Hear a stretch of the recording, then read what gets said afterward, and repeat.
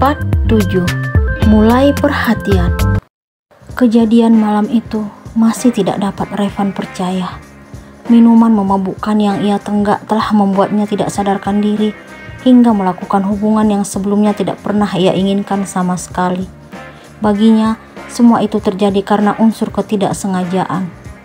Revan masih sangat ingat kenapa dirinya harus berada di bar malam itu. Ia tidak terima kalau Lani, sang mantan kekasih, benar-benar telah jatuh dalam pelukan laki-laki lain hingga mengandung. Dirinya merasa tidak memiliki harapan lagi untuk memperjuangkan wanita tersebut. Kini, Revan hanya ingin mencoba untuk melupakan wanita yang dulu selalu mengisi hari-harinya. Cinta mereka tidak dapat bersatu karena takdir tidak mempertemukannya dalam ikatan sakral.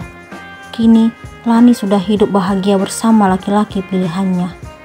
Bayangan Lani kembali memasuki pikiran Revan saat mereka masih berstatus sebagai sepasang kekasih. Hubungan kala itu masih sangat harmonis dan penuh dengan kebahagiaan, juga keromantisan. Dua insan yang sedang dimabuk asmara merasakan kesenangan dan sangat luar biasa. "Kamu janji ya, gak akan pernah ninggalin aku ya sayang?" pinta Revan saat itu kepada Lani. "Iya sayang, bagiku kamu calon suami terbaik yang harus aku pertahankan."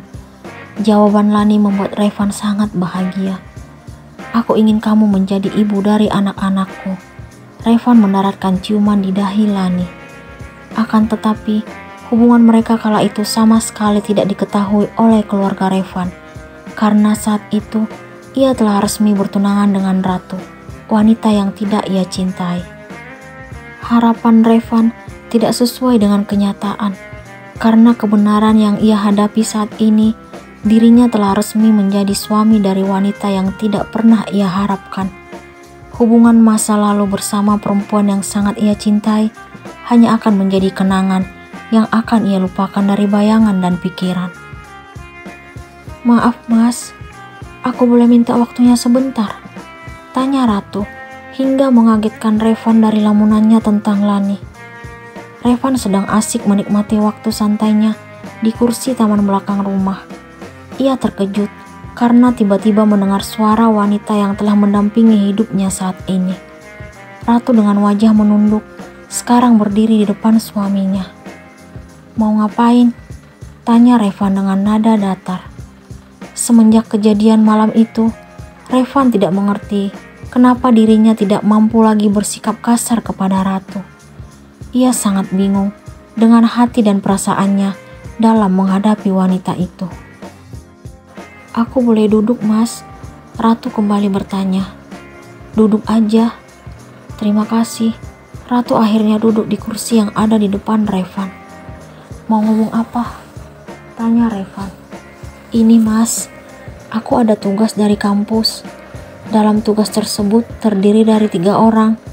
Intinya berkelompok gitu." Ratu menjeda kalimatnya. "Terus?" tanya Revan masih dengan suara datar. "Selama 2 malam aku gak tidur di rumah, tapi nginap di rumah Cinta." "Gitu aja?" jawaban Revan sangat santai. "Iya mas, kamu ngizinin?" "Pergi aja, gak masalah." "Terima kasih mas." Ratu sangat bahagia mendapat izin dari suaminya. Ia merasakan adanya perubahan pada diri Revan akhir-akhir ini. Dirinya sangat bahagia. 2 bulan berlalu setelah kejadian malam itu, di mana Revan telah memadu kasih bersama pendamping hidup yang tidak ia cintai. Seperti biasa setiap pagi, Ratu kembali melakukan tugas sebagai istri untuk menyiapkan sarapan suami yang ia hormati. Sebenarnya beberapa hari ini, Ratu merasakan keanehan pada tubuhnya. Ia sering merasa lemas, mudah lelah, dan kadang mual sesekali. Ia berpikir kalau gejala itu karena masuk angin, sebab dirinya terlalu sibuk mengerjakan tugas kuliah yang makin menumpuk hingga larut malam. Ratu tiba-tiba mual setelah menyantap sarapan yang baru masuk 2 sendok.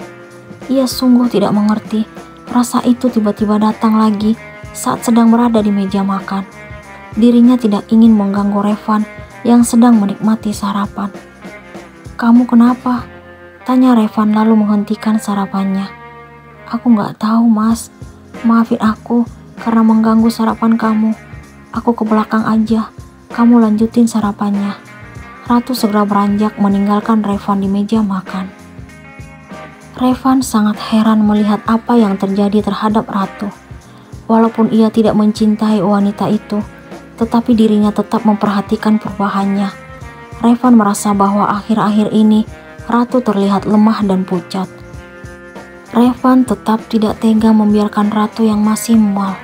Tanpa pikir panjang, ia segera menghampiri wanita itu karena ingin tahu apa yang terjadi terhadapnya.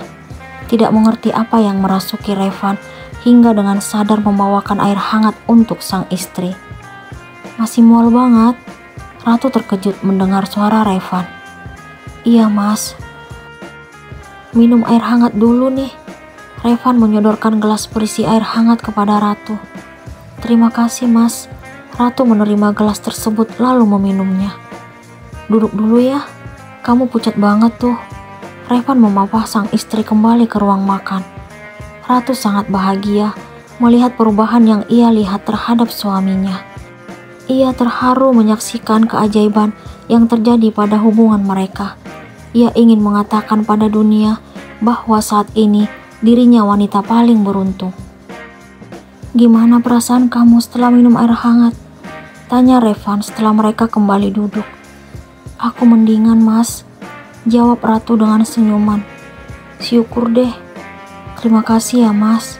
"Untuk apa?" "Karena kamu peduli padaku." "Jangan baper dulu, itu hanya sebagai rasa kemanusiaan." Revan berusaha meyakinkan Ratu atas apa yang ia lakukan. "Gak apa-apa, Mas. Aku tetap bahagia." "Ya udah, aku berangkat ke kantor dulu. Kalau ada apa-apa, langsung telepon ya." "Iya, Mas." Ratu meraih tangan Revan. "Aku boleh cium tangan kamu?" tanya Ratu penuh harap. Ia melihat anggukan suaminya. Kebahagiaan Ratu saat ini tidak dapat diungkapkan dengan kata-kata. Ini kedua kalinya ia berhasil mencium punggung tangan Revan setelah akad nikah beberapa bulan yang lalu. Baginya, ini merupakan suatu keajaiban yang sangat luar biasa. "Terima kasih, Mas," ucap Ratu setelah mencium punggung tangan Revan. "Aku berangkat ya." Revan melangkah lalu meninggalkan Ratu yang masih duduk di ruang makan. Ratu tidak berhenti memandangi punggung dan langkah Revan hingga tidak terlihat lagi. Ia masih merasa seperti mimpi dengan apa yang terjadi pada dirinya. Laki-laki yang dulu selalu berbuat kasar dan menyalahkannya sekarang berubah menjadi seseorang yang sangat lembut, peduli, dan perhatian. Ternyata harapan untuk mendapatkan kasih sayang Revan sudah mulai Ratu rasakan sekarang. Ia makin yakin dengan adanya keajaiban. Ia berharap agar pernikahan mereka tetap langgeng tanpa adanya persyaratan. Sementara itu, Revan yang saat ini telah berada di kantor merasa heran dengan perubahan sikapnya terhadap Ratu. Ia tidak mampu berbuat kasar lagi kepada wanita itu. Justru sekarang ia telah menunjukkan rasa peduli dan perhatian kepada sang istri. Revan sangat bingung dengan apa yang terjadi pada hati dan perasaannya. Ia berpikir kenapa sekarang berusaha memperhatikan wanita yang tidak pernah ia cintai. Selama ini ia menganggap Ratu sebagai penghalang yang telah membatalkan rencananya untuk menikahi Lani. "Van," suara Pak Wijaya mengagetkan Revan. "Papi?" Revan tidak menyadari kehadiran sang ayah di ruangannya. Dari tadi Papi ketuk pintu, tapi nggak ada jawaban. Papi langsung masuk aja. Ternyata lagi ngelamun. Papi bikin kaget aja. "Ngelamunin apaan sih pagi-pagi?" "Revan nggak ngelamun kok, Pi." Revan mengelak dari tebakan ayahnya. Mukanya langsung merah tuh, kayak orang lagi jatuh cinta aja. Ucapan sang ayah membuat Revan berpikir, kenapa dirinya dituduh seperti orang yang sedang jatuh cinta. Ia merasa yakin kalau dirinya tidak akan mungkin jatuh cinta kepada wanita lain. Baginya, hanya Lani yang mampu menggetarkan jiwa dan perasaannya. Apakah Revan jatuh cinta kepada Ratu?